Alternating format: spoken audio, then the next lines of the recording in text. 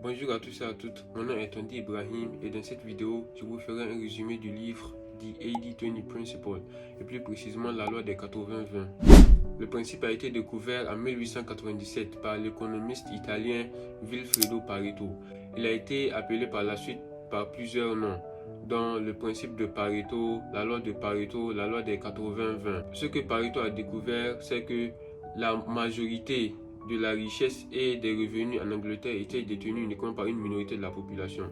Autrement dit, 80% de la richesse en Angleterre était détenue uniquement par 20% de la population. Et c'est de là qu'est né ce principe. Il faut également noter que 80-20 n'est qu'une moyenne qui peut varier en fonction de différentes situations. On peut avoir 65-35, 70-30, 90-10 et 99-1, dépendamment de la situation. Mais le plus important à noter, c'est que une minorité de nos actions cause toujours une majorité de nos résultats. Et l'idée, ce serait de se concentrer sur cette minorité-là. Pour mieux vous expliquer ce principe, prenons un exemple.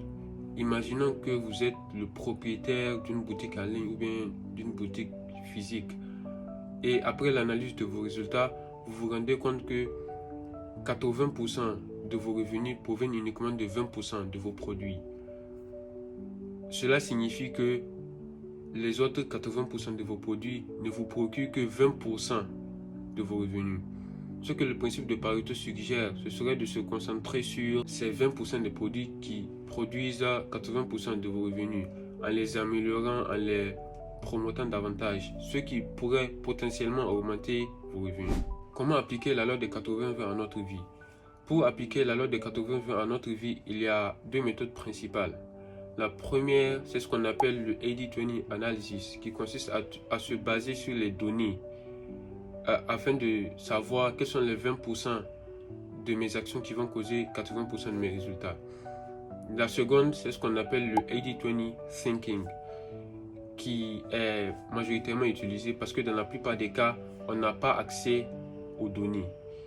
Donc, le 80-20 thinking, c'est le fait de penser Pareto. C'est le fait de se poser à chaque fois la question: quels sont les 20% de mes actions qui vont causer 80% de mes résultats? Si vous avez aimé la vidéo, n'hésitez pas à la liker et à laisser un commentaire pour dire ce que vous en pensez.